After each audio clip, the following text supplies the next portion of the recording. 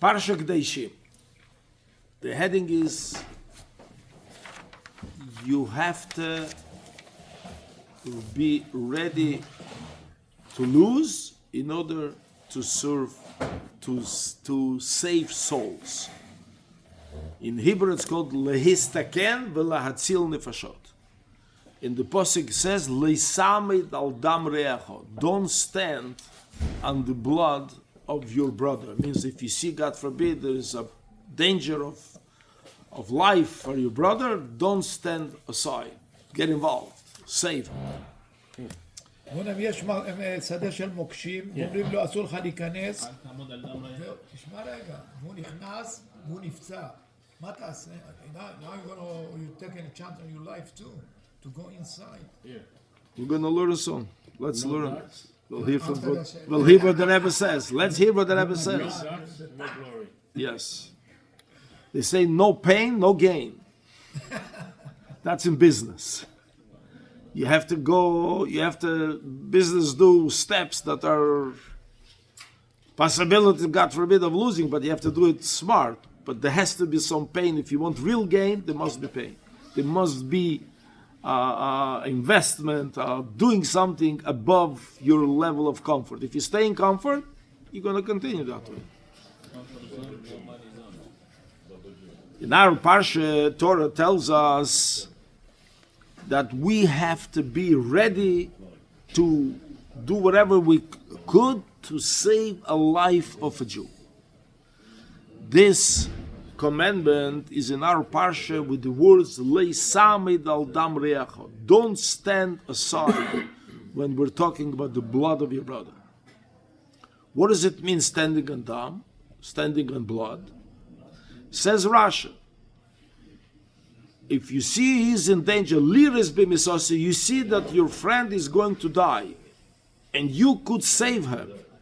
For instance, if somebody is drowning in the ocean, or chaya, somebody, you see an animal, a dangerous animal is attacking your friend, or there is listim, robbers are coming, and you have a chance to save him, you're not allowed to say, look, but if I'm going to go there, I could drown. I could be killed.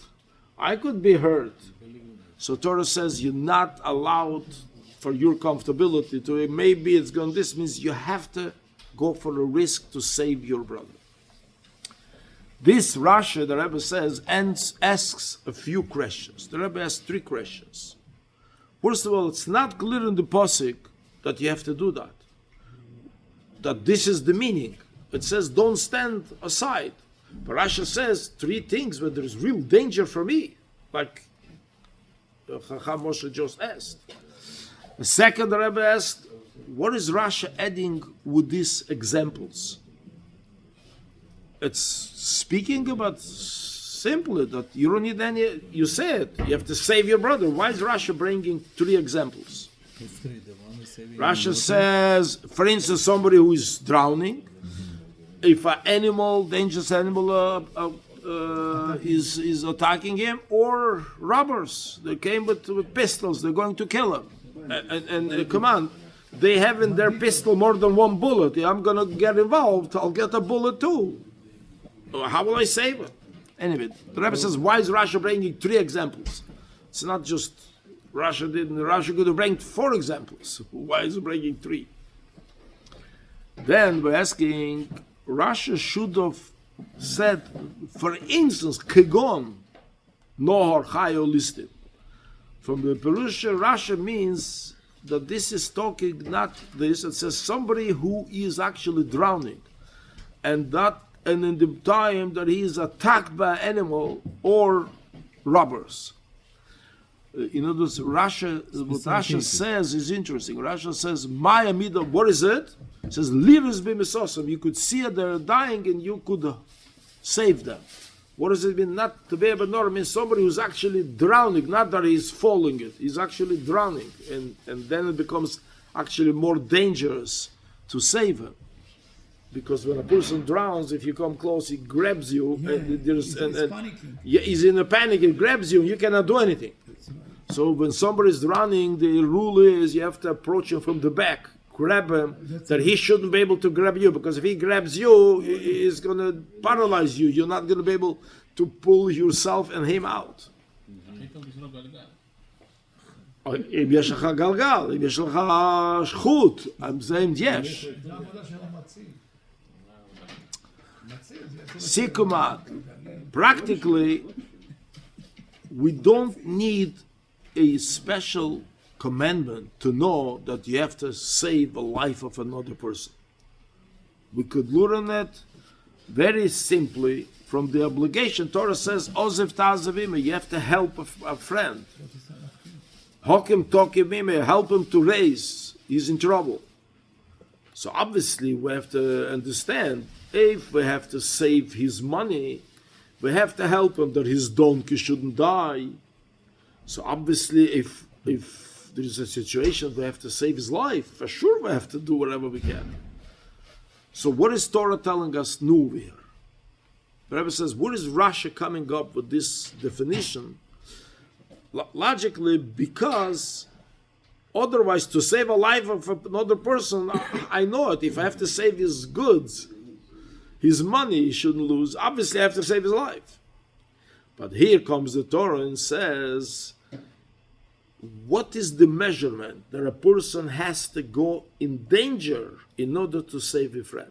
Mm-hmm. You could say, sure, I have to save, but if I'm helping him to unload the donkey shouldn't die, so he's not going to lose money. It's not dangerous, it's just a little effort. Now, I have to save life, sure. Any effort I could save the life, but do I have to put myself in danger? From that you're going to learn that I have to save his money. It doesn't mean that I have to put myself in danger to save another life. To put your life in danger in order to save someone else, Torah didn't say that. That's what Moshe asked. Because in the end of days, why should two Jews be killed? Because how can I save him? But you call someone. You're right. We're talking now, if I could call someone, if I could save him without risking my own life, that's obvious. We don't have to, Torah doesn't have to tell us. We know that if I have to save his money, I have to save his life.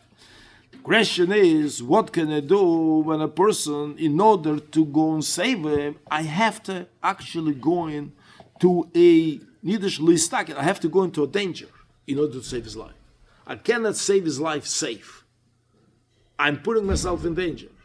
If I could throw him or something like that, or I could throw him a rope and pull him, that's no question. There's no danger to me. I'm saving him without danger. If I don't throw him whatever I could to save him, I'm like, a person is dying and I'm not doing anything. This is totally, you don't have to say for that, but you have to. The Rebbe says that's why Torah Rashi brings his explanation. The beginning, Rashi says you're not allowed to see when a person dies. Even in the moment that you could save him. If you have a chance to save a Jew, you cannot look at it. Okay, what can I do? He's dying. There's nothing I can do. You know, from one side, there is a certain danger for the one who is going to save him. But on the other hand, if you don't do anything, then it's obviously he's going to die. You have a chance to save him. And that chance you're not allowed to look aside. Ignore. For that's what Rashi brings, a person who is drowning. And that moment that he is drowning, or he is being attacked by animal or by robbers, that they use his weakness. In the river, the person could get out himself. When it comes to overcome an animal or robbers, so two weaknesses creates a danger to life. In this case, when another person mixes in, obviously he makes he is trying to save the life of the one who is drowning. But there is also a certain danger to the one who is going to save him. So this is the perfect example when Torah says, don't stand on the blood of your brother. In other words, if the life of your friend is in danger, you have to go also to danger to save. It's interesting, in Israeli army, many things there are not perfect, but this is one of the things that is right. If somebody was wounded and is lying in the field and they are running and shooting, so when you go, you are in a big danger. Not maybe. But the rule is you don't leave a friend in the field. A live person, if he's injured, if God forbid he's dead, then you don't have to run right now. Wait this, then you'll be able to collect it. But if he is alive, and now if you're going to go and you'll be able to bring him out and then bring him to a hospital, bring him to a doctor, you may save a life. So the Israeli soldiers are going in fire to save. Even you still have to go and save his life. Correct. And he's going inside. In the words of Rasha, what Rasha says, you cannot see his dying when you have a chance to save him. Rabbi says, here is, in other words, if you have a chance to save, you have to do whatever you can. Take him to the Rabbi. You have a problem? The Rebbe says, in this mitzvah, there is a very deep remez omuk yesod. There is even something deeper than that. If God made it that you could see when somebody's dying, see, when we look at it and say, oh, I happen to see it. No, you didn't happen to see it. Hashem made it that you see that somebody is almost in danger, is going to die. So when you see with your own eyes, a Jew is now that the danger of life is over him, it's like he's in life of danger, this is the proof that you could save him, and you have the abilities to save him.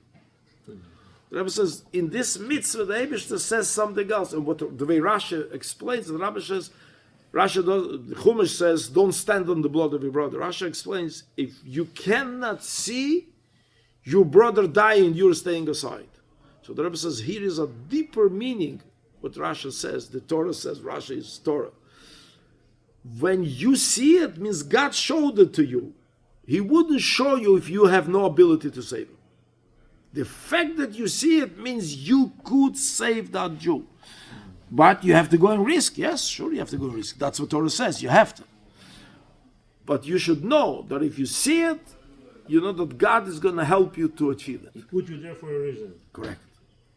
And over here, the Rebbe says, is also a special instruction for our generation. Our generation, not generations before. Moshe, let me finish. Many of our brothers are in the danger of drowning in the ocean of physicality, of coarseness, of money, of all this, that the culture swipes them away from their feet. And every Jew who sees a second one in this situation, that he's in danger of assimilation, he's in danger of not knowing what Torah mitzvahs is, and therefore the culture, the whatever the surrounding him will wash him out.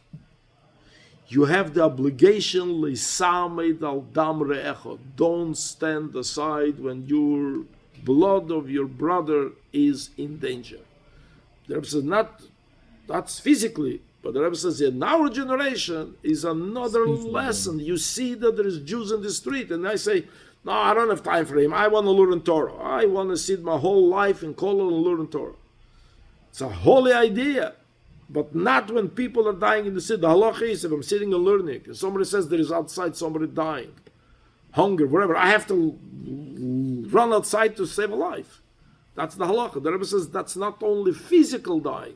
When you know that there is a Jew anywhere in the world that is in the danger of dying, you live in Brooklyn. There's a Jew in India. Well, what do I have with India? No, you heard that there is Jews there? My son is there. So go there. Perfect. Whatever. I'm just saying is that's what. So the Rebbe says we have to remember that you, each one of us, is obligated to save him. How? To spreading Torah and Judaism. And with that, you're bringing the Jew back to God in heaven, and you're saving him, and you're also making Mashiach's coming faster. But you have to come from the behind, let's say. Well, if you don't know how to do it, bring him to the You rabbi. have to. No. Go to the kohen, bring him to the rabbi. That's it. No, what's done? Tell me, I how don't many know how the many answer. Jews in the street are ready to go and call with you to the rabbi's class? Come on, you have to have so much work till he's ready to come to a class. I don't know much to teach him. I save him. You don't want to know how to do it? I'll help I'm you. saying. I'll So help that's you. what I'm saying. No, Come to the rabbi. no. You come to the rabbi and learn how to save a guy who is drowning. First aid. Yeah, you have to have first aid. First aid, you cannot bring him to a doctor. Tomorrow I'll make an appointment with the doctor. I'll bring him to the doctor. Till tomorrow he's dead. You have to save him now. If you don't know how, you make Friday night dinner in your house. You have a Shabbat dinner, a Kiddush, a Shabbat dinner in your house. My mother-in-law. Your mother-in-law, you go there. Always, your wife never makes it at home. So that's another thing that we'll talk about it. This also helps for kids and so on. But mother-in-law, ask mother-in-law, can I bring a guest with me? And then that neighbor who is maybe not ready yet to put on mezuzah or put on film or whatever, Friday night dinner, can you join me for Friday night dinner? It comes to Friday night dinner, usually a person warms up a little bit. You don't change him in one Friday night. Some people, they come to Friday night dinner and they get on fire. They, wow, this is the way to go. I want to do it myself. One Friday night, it happens. But majority, it doesn't happen though. But they soften up. Yiddishkeit becomes for them, it's nice. Sitting Friday night together with the family, singing, saying Advar Torah. It's very nice. It's something nice. And then they're ready and say, no, you don't have a mezuzah yet. Do small things. Something that you could do, but you don't do. But if you don't know what, speak to someone who will give you many ideas what you could. And every one of us could. Not everything we could, fine. But we have to do what we can. And this, I'm going to save someone who's drowning. There's a story of the Rabbi, interesting. The Rabbi was about 7 or 9 years old. The Rabbi's mother told the story. She was, they were in Krim, summer. They were by the ocean, in Krim. Crimea, yeah. And I don't know what she did there. I guess it was summer, and she's going by the street, not far from the shore, and she sees a gathering and big noise, and she says, what's happening? Says a child saved a man of 40 years old. Says a 9-year-old child saved a grown-up man of 9 years old. She didn't thought who it is, so whatever. She came closer. She comes closer, she sees her son is there. She was walking with him, but he all of a sudden disappeared. So she realized the Rebbe saw that somebody is drowning, and he didn't call anybody. He jumped in the water and somehow managed to bring him to the shore. So there was a gathering there. People were like amazed. A little child saved a grown-up man. How did you do it? Whatever. That was the. This is a story that we heard from the Rebbe Tzanchana. We didn't hear it from the Rebbe, obviously. We heard it from the Rebbe's mother. But this is. למה אני שמעתי הרבה, נראה לי שזה מתלמוד, Yeah. שעכשיו נשמע נונסנס. ששות? נשמע נונסנס. Yeah, what is it? שאם אתה רואה גוי, Yeah. drowning, Yeah. don't run. בגלל שממנו אולי יצא גיטלר. No. מה לא? אני לא יודע מי אמר את זה. אני לא מכיר גמרא כזאת. אני שמעתי עניין כזה, זה נשמע מהתלמוד, אני לא יודע, זה לא סתם The שהוא... thing is, you're not obligated to put, okay, And you risk in your life civil for the law, or seven noachik laws, you're not obligated to put your life in danger to save someone else. You have to save someone else the best as you can. But they're shooting there, I don't have to run there. There's no obligation. We're saying that Hashem has a mitzvah, re'echo. When it's a Jew, you have to put your life in danger in order to save. Are you Jewish? And the danger, הייתי על גוי. Huh? על גוי לא? You don't have to put yourself in danger. No. You could try to, you have to try to save him, it's alive. And against, there is the laws of somebody who is positive, who is this, who is not an enemy, and so on and so forth. There's different halachas. Even in Jews, there is halachas that if it's a rodef and if it's a malshinim, you don't have to run to save him. There's different halachas, but we're not learning that. We're not talking about a Jew. And by the way, bringing a Jew closer to Yiddishkeit, and people complained to the Rebbe in 1950 when the Rebbe started sending people to save Jews. They said, "What are you doing? But you're putting your guy in danger." The Rebbe says, "Yes, to save a Jew is danger, but we have to do it." And then the Rebbe says, if he's connected with the Rebbe, he's connected with above, he's not so in danger. And we hear the Rebbe says, the fact that Hashem shows you that somebody is in danger means Hashem tells you, I'll help you. Go do what you have to do. Because if you couldn't save him, Hashem is not an unfair judge. If you can save him, why is he showing you that somebody is dying when you can't help? The fact that Hashem shows it to you means you could. אתה אומר, בוודאי אם אתה רואה את זה מטרה, אתה בטוח תצליח. זה מה שאתה אומר. לא אמרתי את זה. I didn't say that. I said Hashem gives you the ability to save. Could be that you manage to save him and God forbid and you're going to lose your life. But Hashem, the Rebbe didn't say he promises you this. The Torah says, the Rebbe says in the words of Rashi, you cannot see someone is dying and you're not doing anything. That would be an avera, right? No, that's too late. That's too late. You saw it, that's it. Now you have an obligation.